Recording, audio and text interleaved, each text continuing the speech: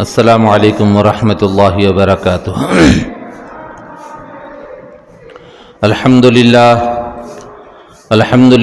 نحمده ونستعینه ونستغفره ونؤمن به ونتوکل علیہ ونعوذ باللہ من شرور انفسنا ومن سیئات اعمالنا، من يهده الله فلا مضل له ومن يضلله فلا هادي له، ونشهد أن لا إله إلا الله وحده لا شريك له، ونشهد أن سيدنا ونبينا ومولانا محمدا عبده ورسوله صلى الله تعالى عليه وعلى آله وأصحابه وبارك وسلم تسليما كثيرا كثيرا، أما بعد فأعوذ بالله من الشيطان الرجيم، بسم الله الرحمن الرحيم،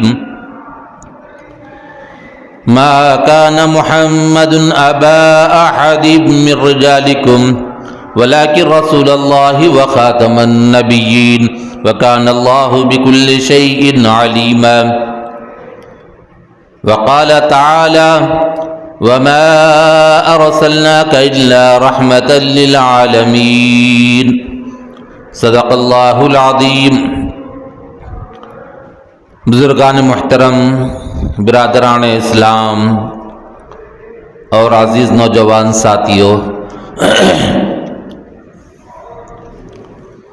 نبی اکرم صلی اللہ علیہ وسلم کی سیرت بیان کی جا رہی ہے۔ اس سے پہلے آپ صلی اللہ علیہ وسلم حضرت دائی حلیمہ کے پاس وقت گزارنے کے بعد، وہاں ان کی جو پرورش ہونی تھی، وہ پرورش کے ہونے کے بعد آپ کو وہاں سے لا کر حضرت بی بی آمنہ کے حوالے کر دیا گیا تھا، اور پھر نبی اکرم صلی اللہ علیہ وسلم جب تھوڑا سا بڑے ہوئے تو اپنی والد محترمہ کے ساتھ ننیال گئے تھے، اور واپس آتے ہوئے آپ کی والد محترمہ کا انتقال ہوا۔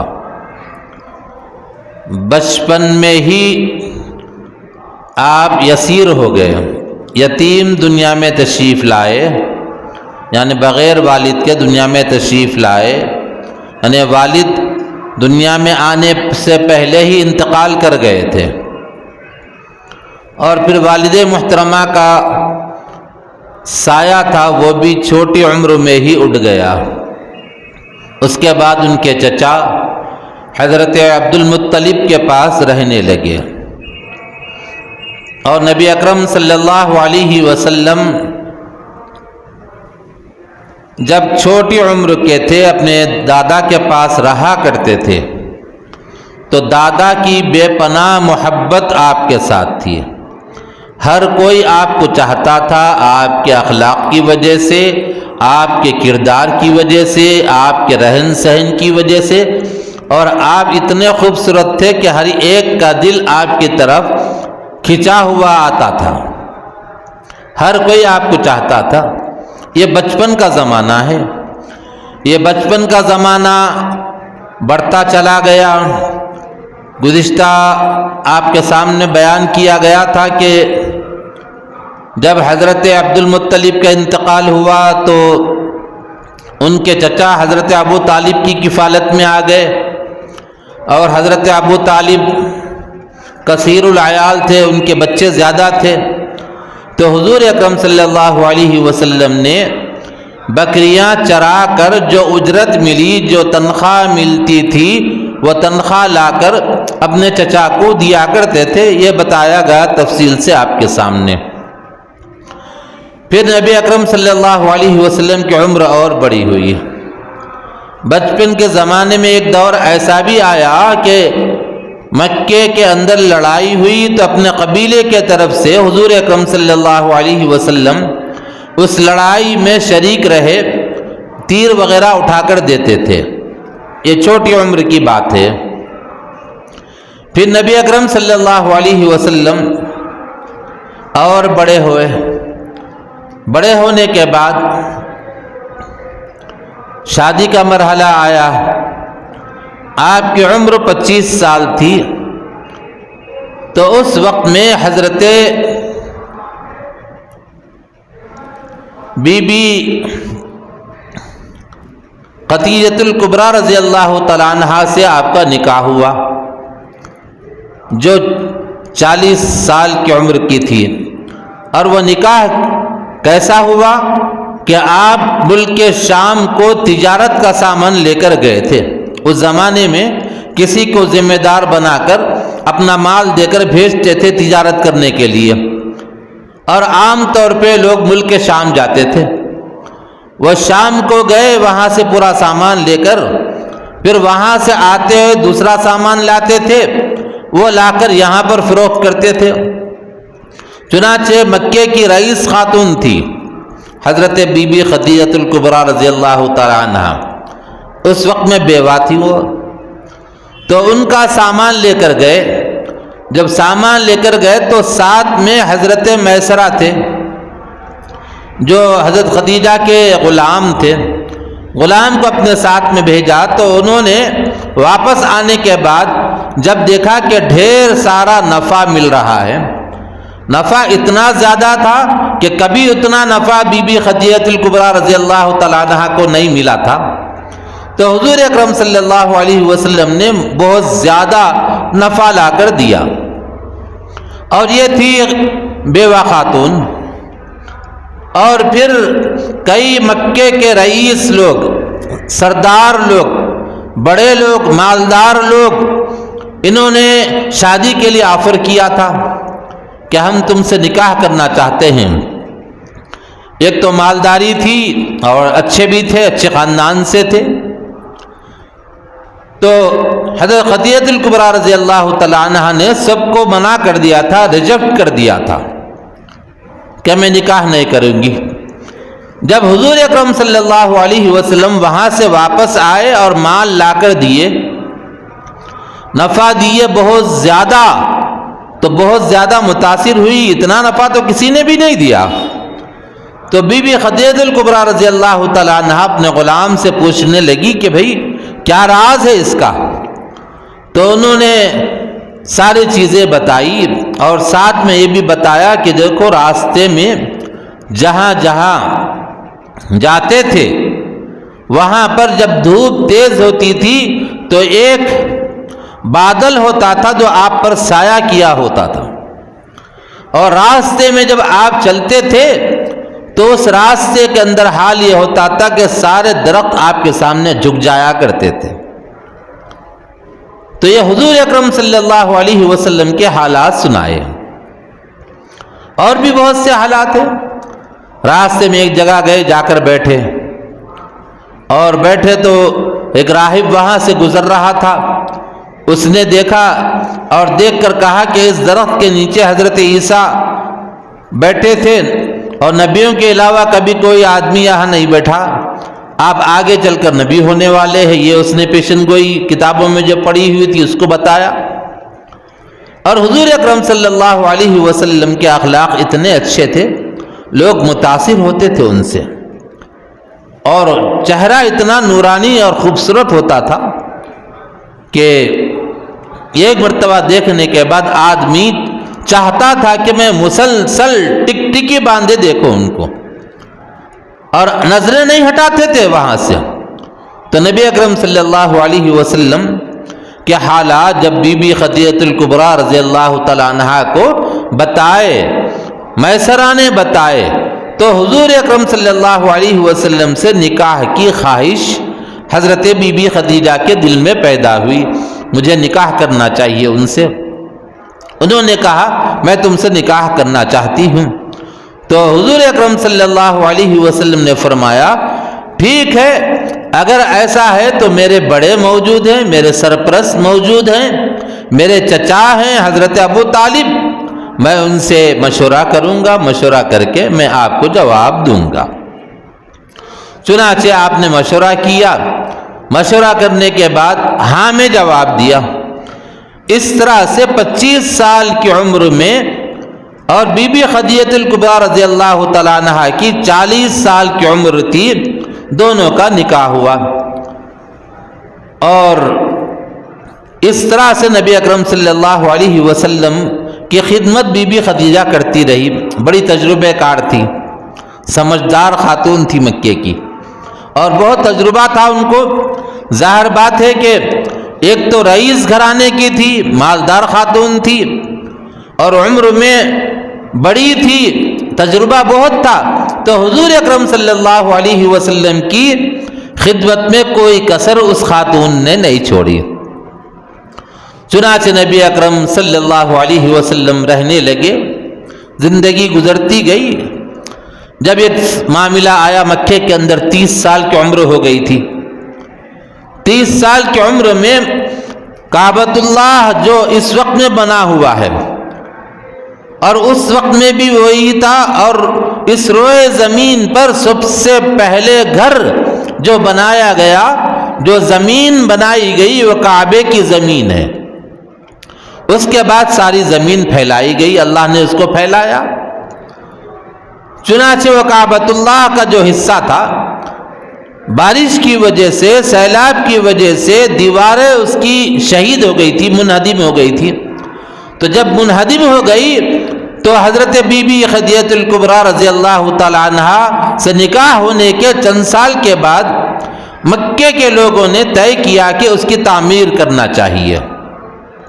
اور تعمیر کرنے کے لیے کیا سوچا؟ تعمیر کرنے کے لیے اچھے پیسے، حلال ایسے پیسے جمع کر کے اس کی تعمیر ہونا چاہیے۔ چنانچہ تعمیر کی گئی۔ لکڑیاں اس میں لگانے کے لیے جدہ کے ساحل پر ایک جہاز تھا جو ٹوٹا ہوا تھا، خراب ہو گیا تھا، تو اس کے لکڑیاں خرید کر لائے، لا کر کعبۃ اللہ کی تعمیر میں اس کو لگائے۔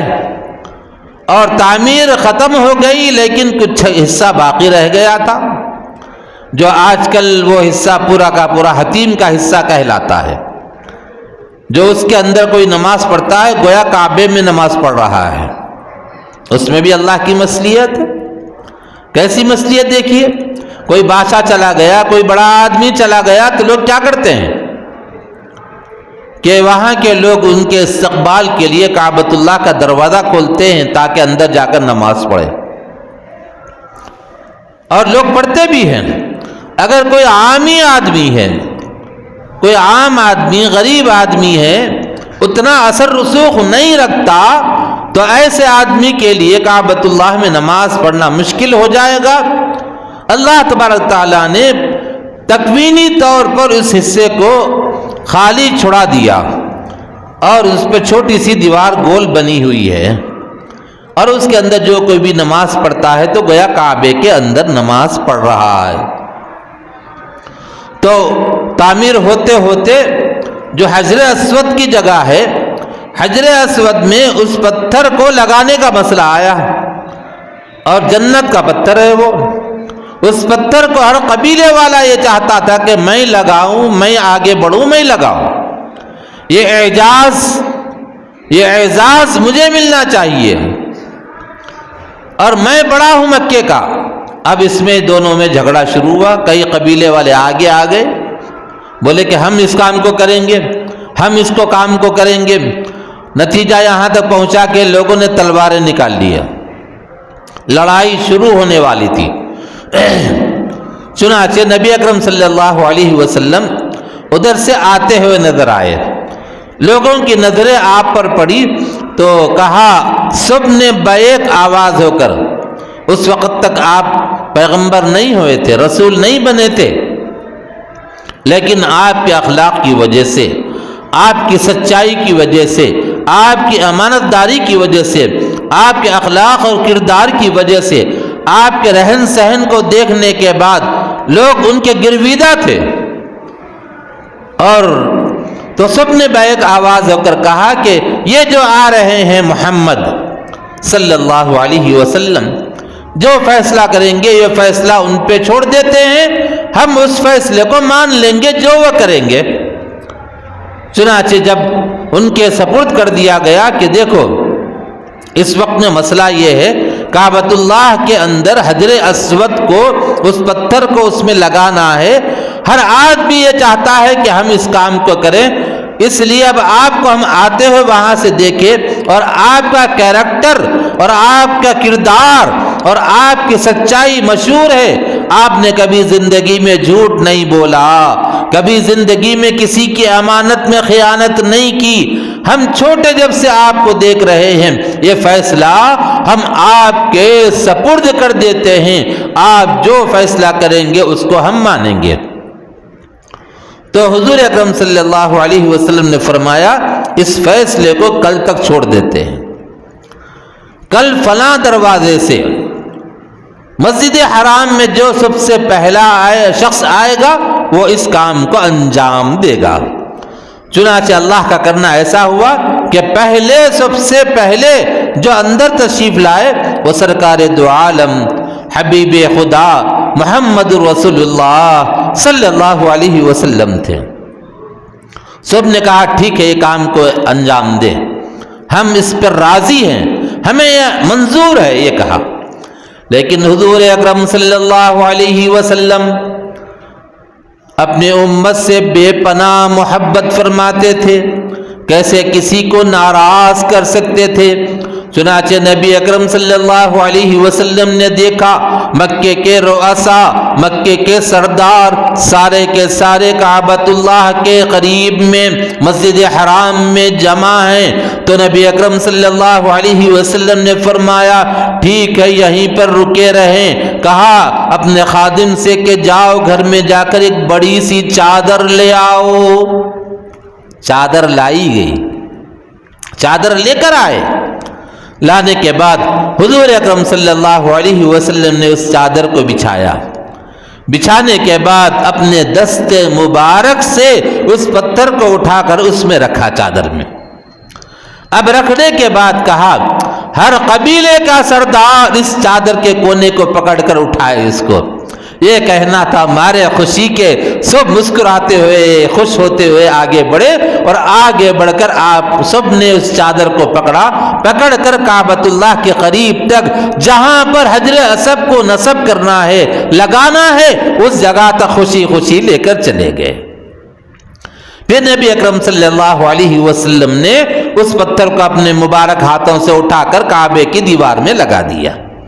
ایک ایسا جھگڑا جو اگر شروع ہو جاتا تو پتہ نہیں کتنے سال چلتا، لیکن سرکار دو عالم صلی اللہ علیہ وسلم نے ایسا بہترین فیصلہ فرمایا کہ سارے کے سارے راضی ہو گئے، خوش ہو گئے اور سب نے آواز لگائی کہ آفرین، خوش آمدید کی آوازیں لگائی، اللہ اکبر کی آوازیں لگائی، اللہ سب سے بڑا ہے. کیا اچھا آپ نے یہ طریقہ اختیار فرمایا کہ سارے کے سارے لوگ خوش ہو گئے. اور پھر نبی اکرم صلی اللہ علیہ وسلم کی عمر اور بڑی ہوتی گئی. 35 سال، پھر 40 سال، اور مکے کے اندر افراتفری پھیلی ہوئی. ایک دوسرے کا سامان لے لینا، ایک دوسرے کو کاٹنا، ذبح کر دینا کوئی بڑی بات نہیں تھی ان کے لیے. تیر اندازی کرتے تھے، تیر کسی پہ چلانا کوئی بڑی بات نہیں ان کے لیے. تلوار بازی، دنگل لگتے تھے، کشتیاں لڑی جاتی تھی، سارے کے سارے لوگ اس میں شریک ہو جاتے تھے، کثرت کرتے تھے. مکہ جو چھوٹا سا شہر تھا لیکن اس شہر کے اندر پورے گانے والے، گانے والیاں، بجانے والیاں اور صبح سے ہٹ کے رنگریلیاں، شراب خوریاں، شراب بیچنا خریدنا، شراب بانٹنا، شراب ہر محفل میں استعمال کرنا اور لڑکیوں کو نچانا، اور پھر وہاں پہ بازار لگتے تھے، ایک دوسرے انسانوں کو خریدنا بیچنا، یہ کیفیت وہاں پر تھی. جیسا کہ اس سے پہلے میں نے آپ کے سامنے بیان کیا تھا کہ دوسرے لوگ وہاں حکومت کرنا پسند نہیں کرتے تھے، اس وجہ سے کہ وہاں حکومت کرنا ان کے لیے درد سری ہوتی تھی، بہت مشکل ہوتا تھا ان کو سنبھالنا. چھوٹی چھوٹی بات پہ لڑ لیتے تھے. کعبے کا طواف کرتے تھے، جسم پہ کپڑے کا ٹکڑا نہیں ہوتا تھا. اور پھر یہ کہتے تھے کہ جس لباس کو پہن کر ہم گناہ کرتے ہیں، وہ لباس سے کیسے کعبے کا طواف کریں گے کہہ کر لباس پورا اتار دیتے تھے، ننگے برہنہ ہو کر طواف کرتے تھے۔ لیکن یہ خیال نہیں آتا تھا کہ ابھی کعبے کا طواف کر رہے ہیں، ننگا ہونا تو اس سے برا عمل ہے، اس کا خیال نہیں آتا تھا ان کو۔ آج بھی بعض ایسے علاقے ہیں جہاں پر اپنی عبادت گاہوں کے اندر ننگے رہتے ہیں لوگ۔ اس ترقی کے دور میں بھی یہ حالت ہے۔ تو بہرحال یہ حالات کو دیکھ کر نبی اکرم صلی اللہ علیہ وسلم بہت دکھی ہو جاتے تھے، ان کا دل دکھتا تھا، پریشان ہو جاتے تھے۔ حضرت ابو بکر بھی ویسے ہی تھے، اور بھی چند لوگ تھے جو ان حالات پر بہت پریشان ہوتے تھے کہ کیا حال ہو گیا مکے کا، جدھر دیکھو خون کا پیاسا بنا ہوا ہے، اور جدھر دیکھو اپنے کو بڑا بتا رہا ہے، دوسرے کو دبا رہا ہے، اس کا مال قبضہ کر رہا ہے، اس کا مال قبضہ کر رہا ہے، ٹولیاں بنا کر چلنے والے راستہ چلنے والوں کو لوٹا جا رہا ہے۔ یہ کیفیت ہے، کیا کیا جائے؟ دعا کرتے تھے یا اللہ کوئی راستہ نکال دے، کوئی ایسی سبیل پیدا کر دے کہ ہم امن سے رہیں، سکون سے رہیں۔ مکے کو لوگ آنے کے لیے ڈرتے تھے کہ وہاں جانا اپنے آپ کو لٹوانا ہے، اپنے آپ کو سارے سامان کو وہاں جا کر اس کو چوروں کے ڈاکوؤں کے حوالے کرنا ہے، اس لیے سفر کرنے سے ڈرتے تھے۔ ایسے حالات وہاں پر ہو گئے تھے، اور حضور اکرم صلی اللہ علیہ وسلم بھی دل میں دکھا کرتے تھے، اور پھر ایسی حالت میں آپ لوگوں کے درمیان میں رہنا پسند نہیں کرتے تھے۔ ایک اچھا آدمی جہاں پر گالی گلوچ ہو رہی ہو، جہاں پر کھانا پینا ہو رہا ہو، شراب خوری ہو رہی ہو، ایسے ماحول میں اچھا آدمی رکنا پسند نہیں کرتا، وہاں سے کسی بہانے سے نکل کر اپنی سیف جگہ پر پہنچ جاتا ہے۔ چنانچہ نبی اکرم صلی اللہ علیہ وسلم نے دیکھا کہ مکے کے حالات ایسے ہو گئے، وہاں رہنا مشکل ہو گیا، تو آپ نے جبل نور کی پہاڑی پر جا کر رہنا پسند فرمایا۔ اپنی بیگم حضرت خدیجہ الکبریٰ جو امت کی ماں ہیں ان سے کہتے کہ دیکھو کئی دن کا ٹفن میرے لیے تیار کر دو، توشہ تیار کر دو، پکا کر جو دے سکتی ہو آسانی سے دے دو، تاکہ میں اس پہاڑ کی غار میں جا کر اللہ کی عبادت کر سکوں، اللہ سے لو لگا سکوں۔ یہ کہہ کر جاتے اور جا کر کئی ہفتے وہاں پر گزارا کرتے، کئی ہفتے گزارتے تھے۔ آپ کی عمر شریف 40 سال کی تھی، 40 سال۔ اب حضرت بی بی خدیجہ سے نکاح ہوا آپ کی 25 سال کی عمر میں۔ اب بی بی خدیجہ کی عمر کتنی ہو گئی؟ آپ صلی اللہ علیہ وسلم کی 40 ہو گئی، تو 40 میں 15 اور بڑھا دیجئے، 55 سال کی بوڑھی خاتون، اور حضور اکرم صلی اللہ علیہ وسلم کو ان سے 6 بچے تھے، حضرت ام کلثوم، حضرت رقیہ، بی بی زینب اور بی بی فاطمہ رضی اللہ تعالی عنہن، اور 2 لڑکے حضرت طیب اور طاہر ایک کا نام ہے، اور ایک جو سو قاسم۔ یہ 3 لڑکے ہیں، 3 میں سے ایک لڑکا حضرت ماریہ قبطیہ رضی اللہ تعالیٰ عنہ کے بطن سے، باقی 2 حضرت بی بی خدیجہ رضی اللہ تعالیٰ عنہ کے بطن سے۔ تو اس وقت میں وہ توشہ تیار کرتی تھی اور کھانے پینے کا سامان تیار کر کے لے جا کر پہنچاتی تھی وہاں پر۔ کبھی حضور آ کر لے جاتے، کبھی خود جا کر پہنچاتی، اور پہاڑ بھی بہت اونچا ہے، وہ آسان نہیں ہے چڑھنا اس پر۔ میں الحمدللہ 2 مرتبہ چڑھا میں اس کے اوپر، اب تو چڑھنا بہت مشکل ہو جائے گا، اس زمانے میں چڑھے جب عمر تھوڑا سا کم تھی، تو راستے میں کوئی سیڑھیاں وغیرہ بنی ہوئی نہیں تھی، بیچ میں بعض لوگوں نے تھوڑے سیڑھیاں بنا لیے تھے، لیکن وہ جگہ بالکل چوٹی پر جانے کے بعد ذرا سا نیچے اتر کر پھر پہاڑ یعنی بنا ہوا ہے جیسے دروازہ ہو، اس کے اندر سے جانے کے بعد وہاں بیٹھتے تھے آپ صلی اللہ علیہ وسلم، اور وہاں سے کعبہ نظر آتا تھا۔ جب پہلی مرتبہ میں گیا سن 2000 میں، اس وقت میں نے وہاں سے دیکھا تھا کعبہ نظر آ رہا تھا، لیکن اب نظر نہیں آتا، عمارتیں بن گئی بیچ بیچ میں۔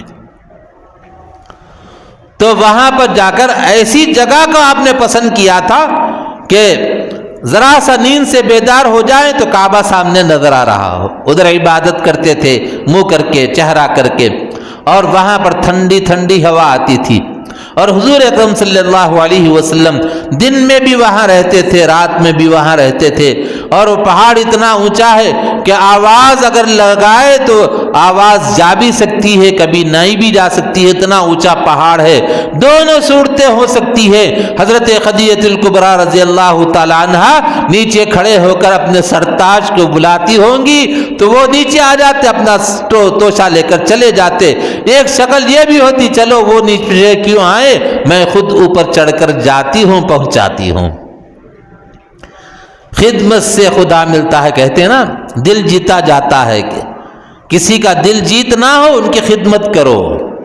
حضرت بی بی خدیجہ الکبریٰ رضی اللہ تعالی عنہ نے اپنے شوہر نامدار سرور کون و مکہ تاجدار انبیاء محمد رسول اللہ صلی اللہ علیہ وسلم کی اتنی خدمت کی کہ آپ صلی اللہ علیہ وسلم حضرت بی بی خدیجہ الکبریٰ رضی اللہ تعالی عنہ کو بے پناہ چاہا کرتے تھے۔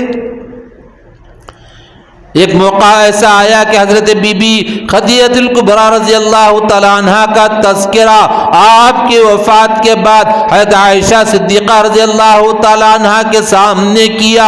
حضرت عائشہ کو غصہ آیا، حضرت عائشہ نے اپنے سرتاج سرور کون و مکہ تاجدار انبیاء محمد رسول اللہ صلی اللہ علیہ وسلم پر ناز کرتی ہوئی کہنے لگی کہ یا رسول اللہ، مجھ جیسی جوان خاتون کو، مجھ جیسی اچھی بیوی کو رکھ کر آپ اس بڑھیا کو جس کے منہ میں دانت نہیں ہے بار بار اس کو یاد کرتے ہیں۔ یہ کہنا تھا کہ سرکار دو عالم صلی اللہ علیہ وسلم کی آنکھ میں آنسو آ گئے، اور اس کے بعد کہا، اے عائشہ، خدیجہ وہ ہے جب مکہ پورا میرا مخالف تھا اس نے میرا ساتھ دیا۔ کہا کہ اے عائشہ، خدیجہ وہ ہے جس نے اپنا سارا مال میرے لیے لٹا دیا۔ کہا خدیجہ، بی بی عائشہ سے کہا، اے عائشہ، خدیجہ وہ ہے جس کو اللہ نے ان کے بطن سے 6 اولاد مجھے عطا فرمائی۔ تو بی بی عائشہ رضی اللہ تعالیٰ عنہ امی جان فرماتی ہیں کہ جب میں نے سرکار دو عالم صلی اللہ علیہ وسلم کے دل میں حضرت خدیجہ کی محبت کو اتنی زیادہ پایا تو میں زندگی میں کبھی بھی جب ان کا تذکرہ آتا تو چپ ہو جاتی تھی، کبھی کچھ نہیں کہا کرتی تھی۔ مجھے اندازہ ہو گیا کہ بے پناہ محبت فرماتے ہیں ان سے، اور یہ محبت کس لیے تھی؟ خدمت کی وجہ سے۔ خدمت کر کے سرکار کا دل جیتا تھا بی بی خدیجہ الکبریٰ رضی اللہ تعالی عنہا نے۔ چنانچہ وہ پہاڑ پر 55 سال کی خاتون توشہ لے جاتی تھی، اوپر ٹفن لے جا کر پہنچا کر آتی تھی، اور پھر آپ ویسے ہی رہنے لگے۔ ایک دن ایسا ہوا، اچانک سے حضرت جبرائیل علیہ السلام وہاں پر انسان کی شکل میں نمودار ہو گئے، اور اس کے بعد آپ کے قریب آئے اور آپ کو پکڑ کر زور سے دبا کر کہا، پڑھیے، اقرأ بسم ربک الذی خلق خلق الانسان من علق اقرأ وربک الاکرم الذی علم بالقلم علم الانسان ما لم يعلم۔ یہ 5 آیتیں نبی اکرم صلی اللہ علیہ وسلم ما نبی قاری فرمایا، کہا کہ میں پڑھا ہوا نہیں ہوں، کسی انسان سے میں نے نہیں پڑھا۔ امی کا مطلب کسی انسان سے نہ پڑھے۔ تو نبی اکرم صلی اللہ علیہ وسلم کو پھر حضرت جبرائیل نے پکڑ کر سینے سے لگا کر زور سے دبایا۔ جب زور سے دبایا تو پھر آپ نے وہی جواب دیا، پھر تیسری مرتبہ آپ نے زور سے دبایا، کہا پڑھیے، تو آپ سمجھ گئے پڑھنے کا مطلب انہی آیات کو دہرانا ہے۔ آپ نے اقرأ بسم ربک الذی خلق پڑھا، آپ نے یہ 5 آیتیں پہلی پہل آپ پر نازل ہوئی، لیکن یہ اچانک ایسا واقعہ پیش آ گیا، ایسا واقعہ کہ تصور میں نہیں تھا آپ کے ایسا ہو سکتا ہے۔ آپ وہاں سے چلے گھبرائے پریشان، گھر میں چلے گئے، جا کر بی بی خدیجہ سے کہا زمیلونی، اڑائیے، اڑا کے سلا دیجیے۔ آپ تھوڑا گھبرائے ہوئے تھے، تو پوچھا کیا ہوا؟ کہا ایسا ہوا۔ تو سب سے پہلے ڈھارس بندھانے والی، سب سے پہلے اطمینان دلانے والی اس روئے زمین پر سرکار دو عالم صلی اللہ علیہ وسلم کو بی بی خدیجہ الکبریٰ رضی اللہ تعالی عنہا تھی۔ آپ نے اطمینان دلایا کہ آپ گھبرائے نہیں، اللہ آپ کو ضائع نہیں فرماتا۔ اور کیا جملہ فرمایا؟ آپ بھوکوں کو کھانا کھلاتے ہیں، راستے سے جو بھٹک جاتے ہیں ان کو راستہ دکھاتے ہیں، اللہ آپ کو ضائع نہیں فرمائے گا۔ اور یہ کہہ کر تسلی دی۔ ذرا سا آپ سنبھلے تو ان کے ایک بھائی تھے بی بی خدیجہ الکبریٰ رضی اللہ تعالی عنہا کے، غالباً ان کا نام نوفل تھا، ان کے پاس لے گئی۔ وہ انجیل کے عالم تھے، تورات زبور بھی جانتے تھے، تو ان کے پاس لے جا کر کہا کہ ذرا اپنا واقعہ سناؤ۔ تو حضور اکرم صلی اللہ علیہ وسلم نے سارا واقعہ سنایا۔ تو اس وقت میں انہوں نے کہا کہ مبارک ہو آپ کو، یہ واقعہ جو پیش آیا جس کے لیے آپ پیدا کیے گئے ہیں وہ واقعہ ہے، جس کے لیے آپ کی حفاظت کی گئی، ہر اعتبار سے اللہ نے حفاظت کر کے آپ کو دنیا میں بھیجا۔ اور یہ واقعہ وہ ہے جو اللہ کے خاص جو بندے ہوتے ہیں، نبی اور رسول ہوتے ہیں، ان کے ساتھ پیش آتا ہے۔ اور جو اس وقت میں نمودار ہوئے تھے وہ اللہ کی خاص مخلوق جو فرشتے ہیں، حضرت جبرائیل علیہ السلام ہیں، جو آیات لے کر آئے، وہ اللہ کا کلام ہے۔ مبارک ہو اللہ نے آپ کو پیغمبر بنا دیا۔ پھر ایک جملہ کہا انہوں نے، وہ کیسا موقع ہوگا جب مکے کے لوگ آپ کو نکال دیں گے یہاں سے، کاش اگر میں زندہ ہوتا تو میں آپ کی مدد کرتا۔ تو بی بی خدیجہ الکبریٰ رضی اللہ تعالی عنہا نے اور حضور نے تعجب سے پوچھا کہ کیا ایسا ہوگا؟ کہا ہاں ایسا ہوگا، پرانی کتابوں میں انہوں نے پڑھ رکھا تھا کہ آپ ہی کے لوگ آپ کو مکے سے نکال دیں گے۔ چنانچہ پھر ہجرت بھی ہوئی، وہ واقعہ ہے۔ چنانچہ نبی اکرم صلی اللہ علیہ وسلم 2 سال تک خاموش رہے، چپکے سے آپ تبلیغ کرتے رہے۔ اور عورتوں میں سب سے پہلے ایمان لانے والی حضرت بی بی خدیجہ الکبریٰ رضی اللہ تعالی عنہا ہیں، اور بیوی ہے جو ایمان لانے والی۔ بیوی کو شوہر کا سب کچھ معلوم ہوتا ہے، شوہر کے بارے میں بیوی کو سب پتا رہتا ہے، کہاں کیا دبا کے بیٹھے، بیوی کے ساتھ رویہ کیسا رہتا، رات میں آ کے کیا رویہ رہتا، دن میں کیا رویہ رہتا۔ ذرا ناگوار کوئی واقعہ پیش آیا تو کیفیت کیسی بدل جاتی، کس کو کتنا پریشان کرے، سب بیوی کو معلوم رہتا۔ اس لیے بیوی شوہروں کی جلدی معتقد نہیں ہوتی۔ لیکن سرکار دو عالم صلی اللہ علیہ وسلم کا یہ حال تھا کہ بی بی خدیجہ رضی اللہ تعالی عنہا بے پناہ آپ سے محبت فرماتے تھی، اس وجہ سے کہ آپ کے اندر کوئی عیب نہیں تھا، بے عیب پیدا کیے گئے تھے۔ سرکار دنیا میں آئے بے عیب آئے، آپ کا کردار، آپ کے اخلاق اتنے اچھے، لوگ دیکھ کر کہتے کہ دیکھو یہ سچا آدمی ہے، جا رہا ہے، صادق ہے، امین ہے، امانت دار ہے، کوئی امانت رکھاتا تو اس میں خیانت نہیں کرتے۔ جب آپ صلی اللہ علیہ وسلم نبی بنائے گئے تو اس کے باوجود مکے کے کفار مشرکین جو تھے وہ اپنا سامان لا کر حضور کے پاس رکھاتے تھے، وہ لوگ ایمان نہیں لاتے تھے، لیکن اس کے باوجود ان کو یقین تھا کہ میرا سامان یہاں پر محفوظ رہے گا، اس لیے امانت لا کر رکھاتے تھے۔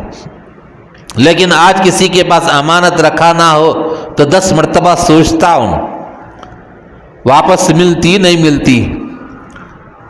بڑی امانت رہے تو پتہ نہیں لے کے بھاگ جاتے، کیا کرتے، کتنے کمپنیاں کھل رہے، سب لے کے بھاگ جا رہے، پیسہ پورا لے کے بھاگ رہے، یہاں کا کروڑوں میں اربوں خربوں میں لے کے بھاگ رہے۔ لیکن سرکار دو جہاں صلی اللہ علیہ وسلم کا حال یہ تھا کہ کافر اور مشرک لوگ امانتیں لا کر رکھا کرتے تھے۔ آپ نے وہ واقعہ سنا ہوگا کہ نبی اکرم صلی اللہ علیہ وسلم جب ہجرت کر کے جانے لگے تو حضرت علی رضی اللہ تعالیٰ عنہ سے فرمایا کہ دیکھو میری جگہ پر آپ سو جائیے اور کل صبح میں آپ آنا اور یہ فلاں فلاں کی امانت ہے یہ دے کر آنا ہے فرمایا۔ اور حضور اکرم صلی اللہ علیہ وسلم کا پورا گھر گھیر لیے تھے، آپ کو شہید کرنے کی نیت سے نعوذ باللہ کفار مشرکین رات تمام پہرا دیتے رہے، لیکن آپ نے سورہ یاسین کی آیتیں پڑھ کر اس طرف کنکریاں ماری اور مار کر انہی کے بیچ میں سے چلے گئے تھے۔ کہنے کا مقصد یہ ہے کہ ان کے پاس اس وقت میں بھی کافر اور مشرک جو تھے، جو اس میں سے ہو سکتا ہے آپ کو گھیرے ہوئے ہوں گے، ان کی بھی امانتیں تھیں ان کے پاس۔ ان کو معلوم تھا کہ امانت میں خیانت نہیں کرتے۔ تو بی بی خدیجہ الکبریٰ رضی اللہ تعالیٰ عنہ نے فرمایا کہ اللہ آپ کو ضائع نہیں فرمائے گا، کیونکہ آپ بھوکوں کو کھانا کھلاتے ہیں، ننگوں کو کپڑا پہناتے ہیں، راستہ بھٹکوں کا راستہ دکھاتے ہیں۔ اور پھر آپ 2 سال خاموش رہے، آہستہ آہستہ تبلیغ کرتے رہے۔ سب سے پہلے بی بی خدیجہ الکبریٰ رضی اللہ تعالیٰ عنہ آپ پر ایمان لائی، اور مردوں میں حضرت ابو بکر رضی اللہ تعالیٰ عنہ ایمان لائے۔ آپ کے خاص دوست تھے، پہلے سے دوستی تھی، دوست کو دوست کا سب پتہ رہتا۔ لوگ بولتے کسی کے حالات معلوم کرنا ہے تو اس کے دوستوں سے معلوم کرو، بولتے نا۔ تو آپ صلی اللہ علیہ وسلم کے دوست کون تھے؟ حضرت ابو بکر، لیکن سب سے پہلے آپ پر ایمان لائے اس وجہ سے کہ وہ بھی آپ کے اخلاق سے متاثر تھے۔ پھر حضرت زید رضی اللہ تعالیٰ عنہ جو غلاموں میں وہ ایمان لائے، اور بچے تھے ان کے پاس، ایک حضرت علی رضی اللہ تعالیٰ عنہ چھوٹے تھے، تو انہوں نے بھی اس وقت میں ایمان لایا۔ اور پھر سب سے پہلے لڑکوں میں ایمان لانے والے حضرت علی رضی اللہ تعالیٰ عنہ، عورتوں میں بی بی خدیجہ، مردوں میں ابو بکر، بچوں میں حضرت علی، اور پھر غلاموں میں حضرت زید رضی اللہ تعالیٰ عنہ۔ یہ لوگ سب سے پہلے ایمان لائے، اور 2 سال کا عرصہ گزر گیا، آپ پریشان، پھر وہی رک گئی، اور آپ پریشان ہیں کیا کروں؟ تو پھر آیات آئی، یا ایھا المدثر قم فانذر وربک فکبر، اے کپڑے کو اوڑھ کر سونے والے اٹھیے۔ اللہ کو ادا پسند آ گئی، وہ زمیلونی اڑا دو یہ کہہ کر اوڑھ کر سو گئے تھے نا، تو اپنے حبیب کی ادا مولا کو پسند آ گئی، تو اس ادا سے پکارا، یا ایھا المدثر، اے کپڑے کو لپیٹ کر سونے والے، چادر اوڑھ کر سونے والے، قم اٹھیے، فانذر، ڈرائیے لوگوں کو، وربک فکبر، اور اپنے رب کی بڑائی کو، کبریائی کو بیان کیجئے۔ پھر اس کے بعد وہ واقعہ پیش آیا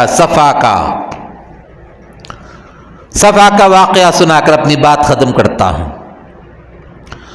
صفا کی پہاڑی پر چڑھے گئے آپ، اب اس کے بعد علی اعلان آپ تبلیغ فرما رہے ہیں، پہاڑ کی چوٹی پر کھڑے ہو گئے، اور ادھر بھی دیکھ رہے ہیں ادھر بھی دیکھ رہے ہیں، کہا یا ایھا القریش تعال، آ جائیے قریش کے لوگ ادھر آئیے، بنو ہاشم ادھر آ جاؤ، اور فلاں قبیلے والے ادھر آ جاؤ، فلاں قبیلے والے ادھر آ جاؤ۔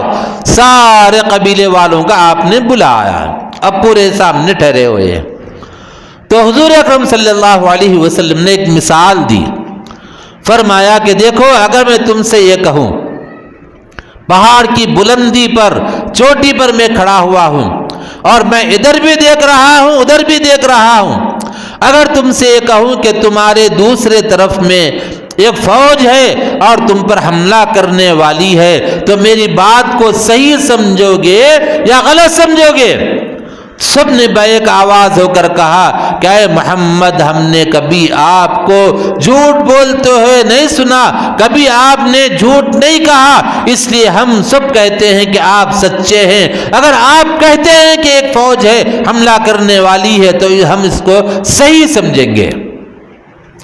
تو حضور اکرم صلی اللہ علیہ وسلم نے جب اطمینان کر لیا تو اس کے بعد کہا یا ایھا الناس قولوا لا الہ الا اللہ تفلحوا وانی رسول اللہ الیکم جمیعا، اے لوگوں کہو اللہ کے سوا کوئی عبادت کے لائق نہیں، کامیاب ہو جاؤ، فلاح پا جاؤ۔ وانی رسول اللہ الیکم جمیعا، میں تم تمام کی جانب، اس وقت میں تو مکہ سامنے تھا، مکے کے رہنے والے سامنے تھے، لیکن آپ نے یا ایھا الناس کہہ کر سارے لوگوں کو مخاطب فرمایا، مخاطب کر کے کہا وَإِنِّي رَسُولُ اللَّهِ إِلَيْكُمْ جَمِيعًا، میں تم تمام کی جانب رسول بنا کر بھیجا گیا ہوں۔ یہ کہا۔ ابھی تو محبت کا مظاہرہ ہو رہا تھا، جیسے ہی یہ کہا تو سب بدل گئے۔ کہا اے محمد، کیا تو نے ہم کو اس لیے بلایا تھا یہ بتانے کے لیے؟ اس میں ابو لہب بھی تھا۔ اس نے کہا، سخت بات کہی اس نے، اللہ کو بڑی ناگوار گزری وہ بات۔ کہا کہ اے محمد تیرا ناس ہو، اس لیے بلایا تو نے مجھے؟ تو یہ اللہ کو بہت اس پر غصہ آیا، فوراً اللہ نے کیا کیا، تبت یدا ابی لہب وتب، یہ آیت نازل ہوئی، ہاتھ ٹوٹ جائے اس کے، برباد ہو جائے وہ۔ اس کے بعد ابو لہب کو اللہ نے کیسا ذلیل خوار کیا کہ حضرت نبی کریم صلی اللہ علیہ وسلم نے ذرا سا نیزہ مارا تھا، گدھے کی طرح سے چلاتا چلاتا دم توڑا اس نے، مکہ آ کر دم توڑا اس نے۔ اور پھر اس کی بیوی بھی تھی، وہ ادھر کی بات ادھر لگاتی تھی، ادھر کی بات ادھر لگاتی تھی۔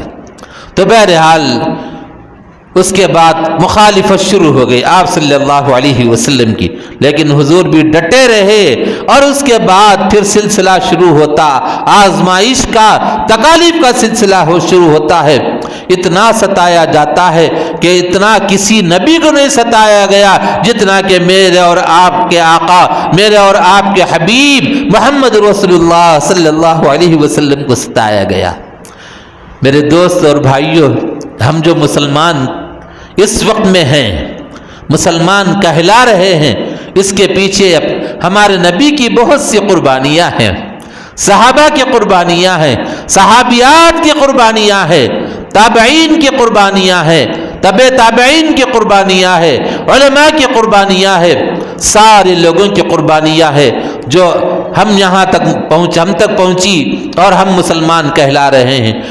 اللہ تعالی ہم سب کو دین پر عمل کرنے کی توفیق عطا فرمائیں۔ اور ایک چیز آپ موقع ہے اس وقت میں آپ سے کہہ رہا ہوں کہ ووٹر آئی ڈی جو کارڈ ہے بن رہا ہے، آپ سب اپنے اپنے بنا لیجئے۔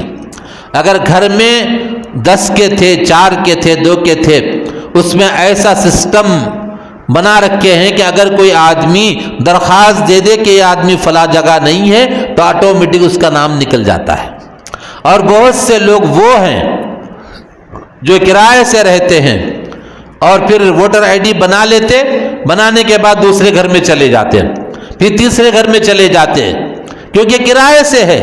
تو وہاں جانے کے بعد جب ووٹ کے لیے جب آتے ہیں دیکھنے کے لیے تو یہاں پر یہ آدمی ہے، پوچھتے بولے نہیں ہے آدمی، تو وہ نکال دیتے ہیں۔ اس طرح سے سارے ہندوستان میں کروڑوں لوگوں کے ووٹر لسٹ میں سے نام نکال دیے گئے ہیں، خاص طور پہ ہمارے مسلمانوں کے نام ہیں، اس لیے چیک کیجئے اس کو، اگر نہیں ہے تو اس میں نام بھرتی کرائیے، اس کو معمولی مت سمجھیے۔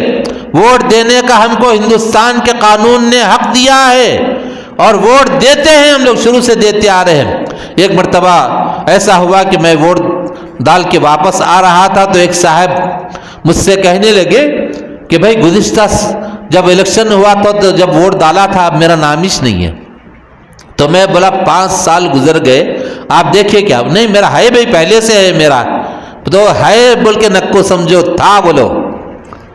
اس وجہ سے کہ کب کس کا ووٹ نکال رہے نہیں معلوم. اب اس میں خالی بٹن دباتے ہی سینکڑوں ہزاروں ووٹ نکل جاتے اس میں. اس لیے اپنے ووٹر آئی ڈی بنائیے. اور ہندوستانی اپنے آپ کو ثابت کرنے کے لیے بھی ضروری ہے. وہ بچے جن کی 18 سال عمر ہو گئی 19واں لگا ایک دن بھی اگر بڑھ گیا تو وہ بھی ووٹ دینے کا حقدار ہو جاتا ہے. تو اس کو بھی جیسے چاہیے کہ وہ اپنا ووٹر آئی ڈی بنائے, کارڈ بنا لے وہ ووٹ کا, اور بڑی شان سے ووٹ ڈالنے کے لیے نکلنا اور ووٹ ڈالنا. کبھی بھی یاد رکھو نہیں بھئی ہمارے کیا فائدہ ہے اس سے, فائدہ بول کے نہیں ڈالنا. پھر فائدہ ہے نہیں ہے وہ الیکشن کے بعد معلوم ہوتا ہو. اس لیے ہر آدمی اپنے ووٹ کا استعمال کرنا, اور ووٹ پیسے لے کے نہیں ڈالنا. ووٹ جس کو سمجھ میں آ رہا جو اچھا کینڈیڈیٹ ہے اس کو ڈالنا. اور بعض دفعہ پارٹی اچھی رہتی ہے کینڈیڈیٹ خراب رہتا, اب اس کو وہ لوگ مجبوری سے ووٹ دے دیے تو پارٹی کی جو پالیسی رہتی نا, بائیلاس جو اس کا رہتا, جو اس کا رولز ریگولیشن جو رہتا اس کے حساب سے اس کو ووٹ ڈالنا رہتا. ایک آدھ ایسے رہتے سب میں کوئی نہ کوئی, لیکن اس وقت میں اس کی اہمیت اور بڑھ گئی پہلے سے زیادہ. آپ تمام سے میں گزارش کرتا ہوں کہ لوگوں کو توجہ دلائیے, توجہ دلا کے ووٹر آئی ڈی بنانا لگائیے اور بنائیے.